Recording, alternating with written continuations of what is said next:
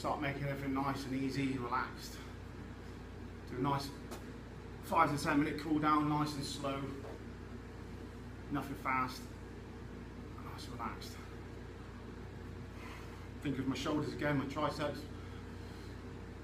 Just want to keep them nice and loose. Nice little stretch.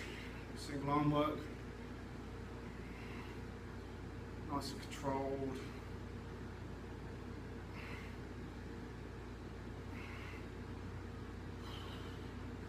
The other side.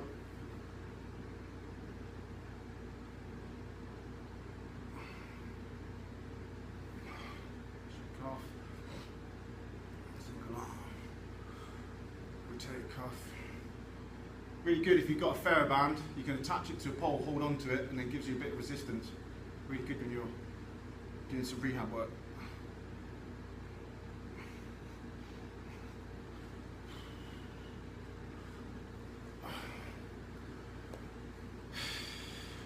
So guys, I've tried to rush through a load of the stretching I do there, and I've started from the top, worked my way down and tried to bring myself back to the start again. Now I'll go and do 5-10 minutes, nice relaxed movement, and just get everything loosened up. One thing I didn't start on, I should be finishing on, I should have done some at the start as well, is my wrists. Bad Daniel, forgetting shit. Can't say I forgot shit when I was serving. Nice loose wrists, backwards and forwards.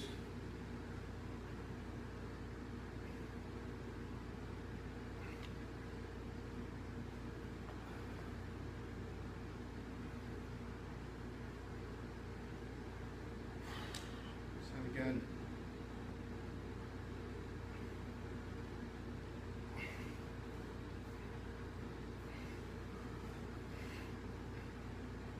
Got mobility in my wrists. Come back up, do some mobility in my ankles. Moving my knees around first. Shake off. One foot, other foot. Do like 10 twists one way and then 10 twists the other way. Up and down, moving around, shaking it down. Just loosen up. Cool. Juice.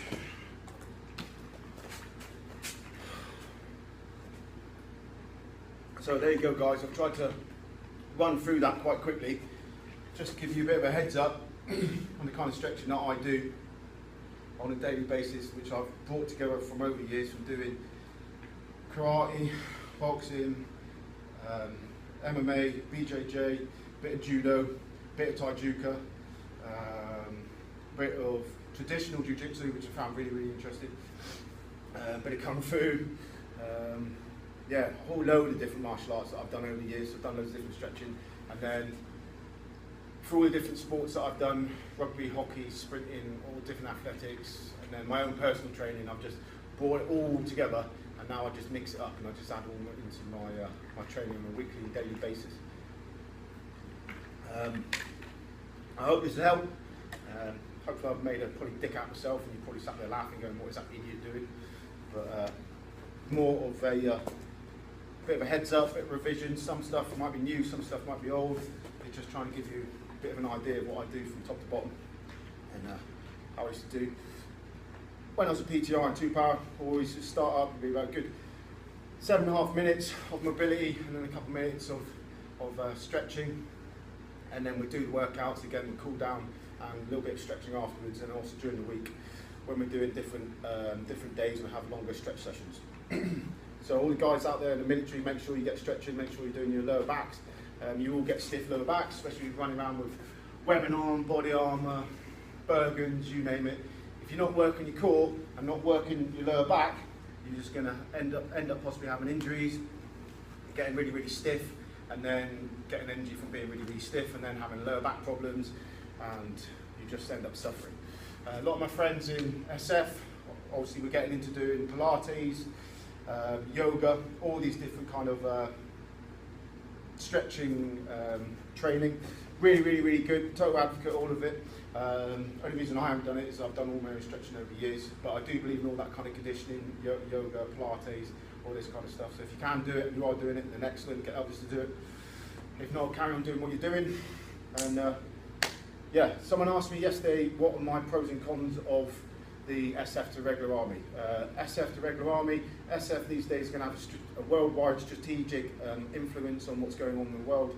The army in the UK is closing down, so we're bringing back how we used to be able to force project around the world. So now if you really want to do stuff that's going to have a good strategic effect, go to the SF, because that's where you're going to get the best training, you're going to have the best guys around you, you're going to have the most effect on the battlefield, and you'll be able to take the fight to the enemy wherever they are and deal with them and get rid of them, because they're scumbags. They need to be dealt with. End of. I'm not a politician, I'm a soldier, contractor, whatever. I'm just me. So this is my own personal opinion, not the opinion of the military, not the opinion of the government, it's just me, okay? So personally, Army, yes, it's great, Powers, yes, Marines, yes, all these different forces are great.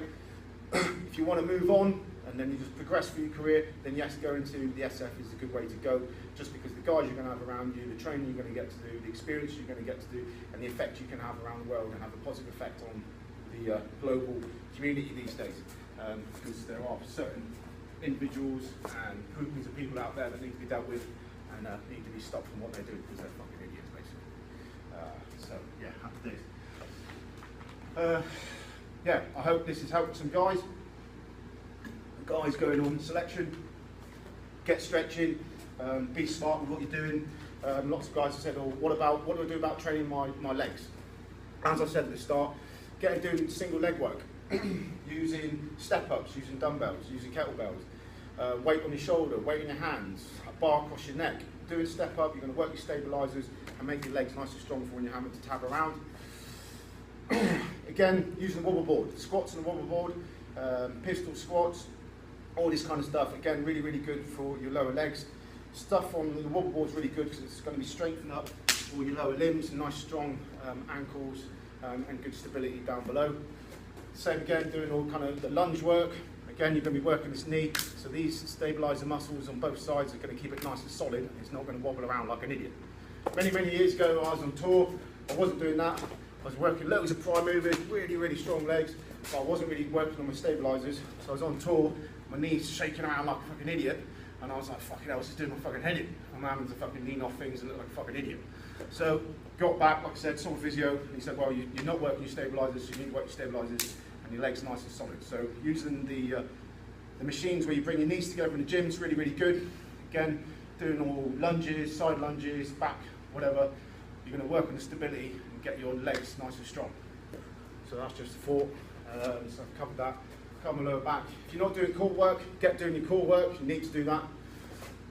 And just think outside the box, guys. Everyone's like, oh, how do you do your training? How do you do this? How do you do that? I literally just go in there, think outside the box, superset things, mix things up, and I just make my body guess all the time. Yes, I've got tons of different training programs I've kept through over the years, and now I also just mix up a lot of the time. And yes, I go through phases or do something for a set number of weeks or a couple of months, and then I'll change it again and do a bit of shock and awe, and then shock my body and hit it in another way. So my body's always guessing. Keep your body guessing and you'll